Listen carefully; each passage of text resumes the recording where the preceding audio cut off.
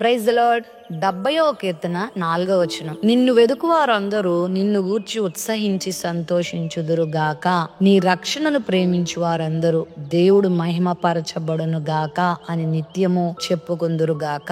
దేవుణ్ణి వెదికేవారు, దేవుడిచ్చే రక్షణను ప్రేమించేవారు ఎలా ఉంటారో ఈ వచనంలో భక్తుడు మనకు తెలియచేస్తున్నాడు. దేవుని వెదకడం అంటే అర్థం ఏంటో తెలుసా? దేవుని యొద్దకు రావడం, దేవుని గురించి ఆలాపన కలిగి ఉండడం, దేవుని మీద ఆధారపడడం, దేవునిని ప్రార్థించటం, దేవుని యొక్క చిత్తమును గుర్తించటం, దేవునితో గడపాలని, దేవుని గురించి తెలుసుకోవాలని, లేకపోతే ఆయన గురించిన అవగాహనతో ఆయన సన్నిధిలో ఉండాలన్న ఆశతో జీవించటం ఆయన వెతకడం అంటే. ఈరోజులో చాలామంది లోకానికి ఎంత సమయం ఇస్తారో, లోక కార్యక్రమాలకు ఎంత టైం అన్నా ఇస్తారు. బంధువులకి, స్నేహితులకి, పనులకు, అల్లర్తుకు, నాటపాటలకు, వారి సుఖాశక్తి కొరకు, వారి క్రీడలకు, వారి జీవితంలో డబ్బు సంపాదనకు, లోక సంబంధమైన కార్యక్రమాలకు, ముసలమ్మ ముచ్చట్లకు, పాపాలకు ఎంతో సమయం ఇస్తారు. కానీ దేవుని వెతకడానికి నువ్వు సమయం ఇస్తున్నావా? దేవుని వెతుకుతున్నావా?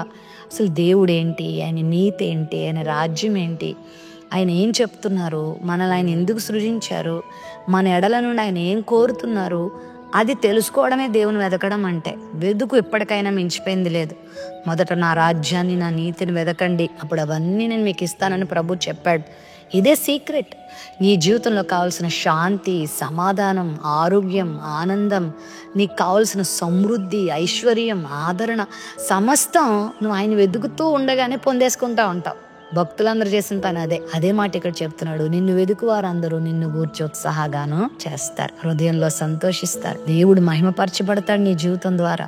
వెతుకుతావా? ఆయనను బట్టి ఆనందిస్తావా? కష్టాలను చూసి కృంగిపోకు, సమస్యలను చూసి బెదిరిపోకు, వ్యాధులను చూసి వేసారిపోకు. ప్రభువును వెతుకో, ప్రభునందు విశ్వాసాన్ని అధికం చేసుకో.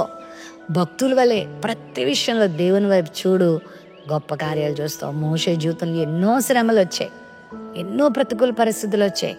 ఇశ్రాయేలు ప్రజలైతే ఎంత విసిగిస్తూ వచ్చారో, సణుగుతూ గొణుగుతూ, ఎన్నోసార్లు విసుక్కుంటూ, ఎన్నో పరిస్థితుల గుండా మరి మోషేని ఇబ్బంది పెడుతూ వచ్చారు.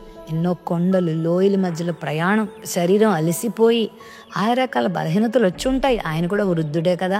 కుటుంబ పరిస్థితులు, భార్య, బిడ్డలు, ఎన్నో వ్యక్తిగత సమస్యలు, ఇవన్నీ కూడా అతడు ఎదుర్కొంటున్నప్పటికీ కూడా దేవుణ్ణే వెదికాడు.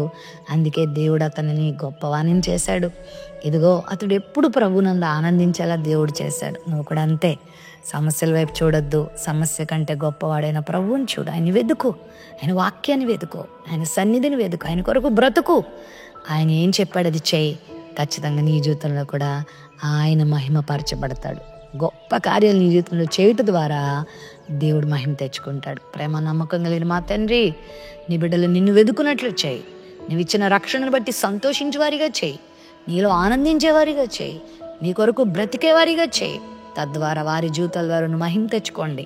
వారికి సంతోషాన్ని, ఆనందాన్ని, ఉత్సాహాన్ని, అన్ని విషయాలు అనుగ్రహించి విజయముతో నింపి సమస్త సాతాను శక్తులు, దురాత్మ శక్తులను వీరి విషయంలో బంధించి బిడ్డల్ని ఆనందింపచేసి ఎదిగించి వర్ధిల్ల చేయమని యేసు నామములో ప్రార్థిస్తున్నాను తండ్రి.